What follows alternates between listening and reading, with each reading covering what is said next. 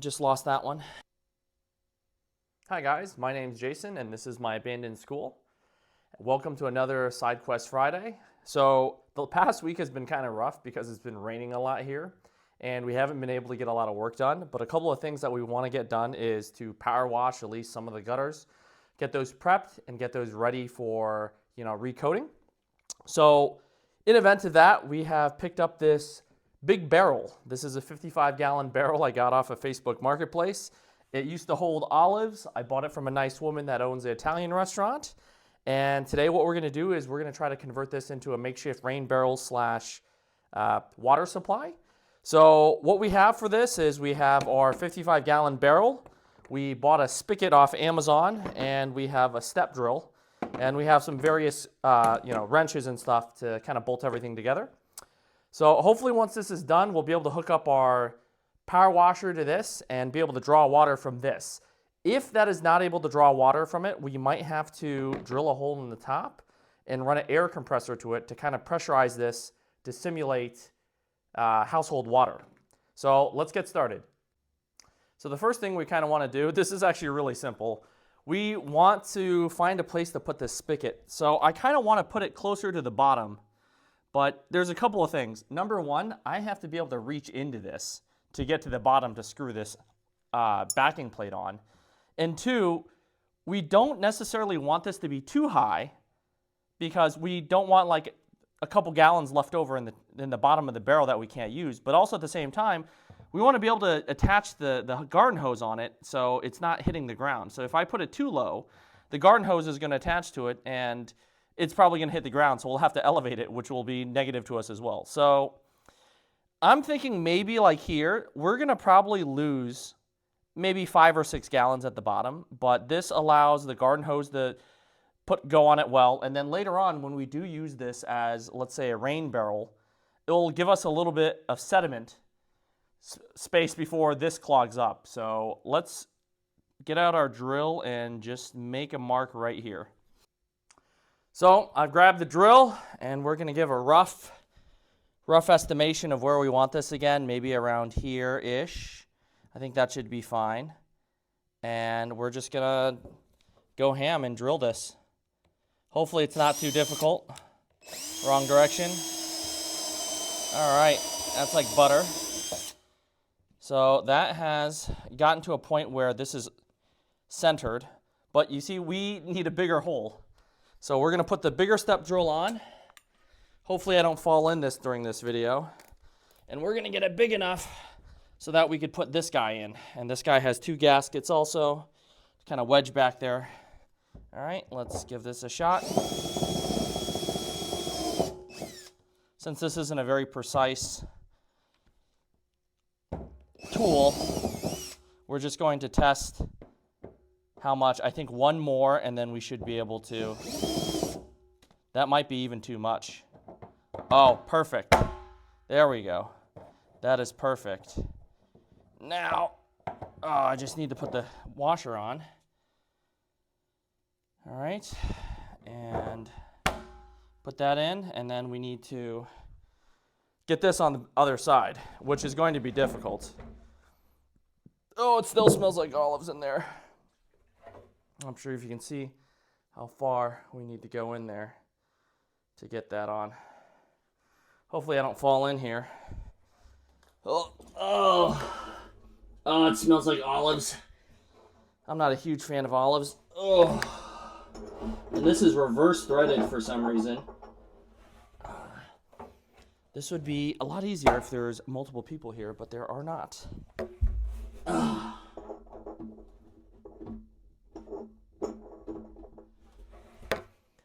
So if you guys find me... A few moments later. To a degree, it doesn't move. If this was even lower, this would be even more difficult because, okay, it's on there. Don't touch it. Don't touch it. Don't touch it. Okay.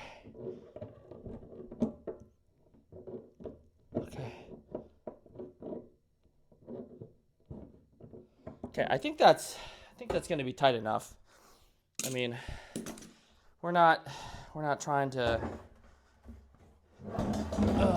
let's get this guy out. We're not trying to seal this thing crazily up. I mean, I see the gasket already smushing, so that's good. I'm gonna have to shop vac that up. So next we have the Teflon tape. This actually, I don't recommend using the tape they give you because it's really low quality, but this is all I have right now. You can see there's dents and everything. I don't think that really matters, but it's just something that using high quality Teflon tape goes a long way. So we're gonna wrap this up with this because this is what they gave us, and I forgot to bring my Teflon tape. All right, so we are screwing it in this way, so we want to go this way. All right. And usually I like to wrap it probably 8 times to get a good seal. So that's 1, 2, I'm going to do more on this one. 3, 4, 5, 6, 7, 8. Maybe do 1 extra one because this quality is lower, so I don't want it to leak by accident. All right, and hopefully we can tighten this on and test it out. Okay, I'm gonna do 1 more rotation. Nope, that is not what we want. We do not want that going loose. I should have held it with this. Should have held it with this as it was turning. All right.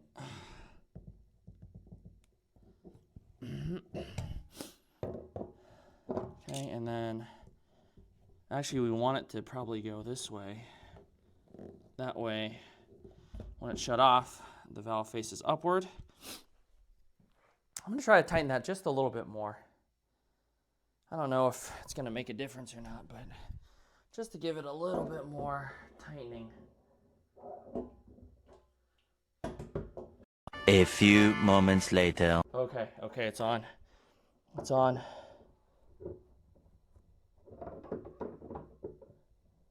All right, I think that's good. All right, I think that's good. And then, oh wow, that might be too tight. All right,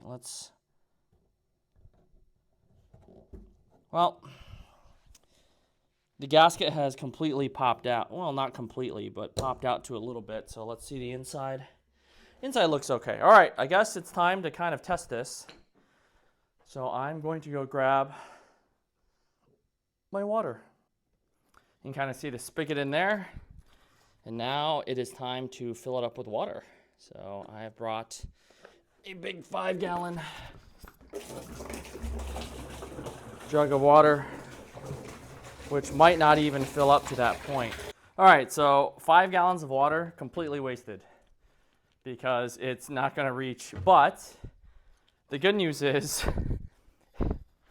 that I suppose we could still tilt it, but we have more water, and I could see that residue from the olives. I don't think that's going to matter much because we're going to be using a non-foaming detergent to kind of clean stuff up. So almost. I do have a 7-gallon jug. Let's try that. All right. So we have a 7-gallon jug here, and this should give us, so now we have 6 gallons in there so far. And this should give us enough to, oh,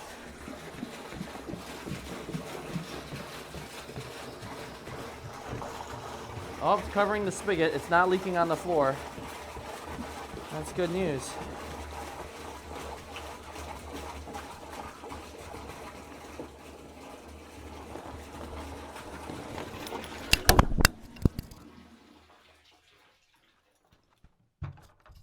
Sorry, my microphone just dropped.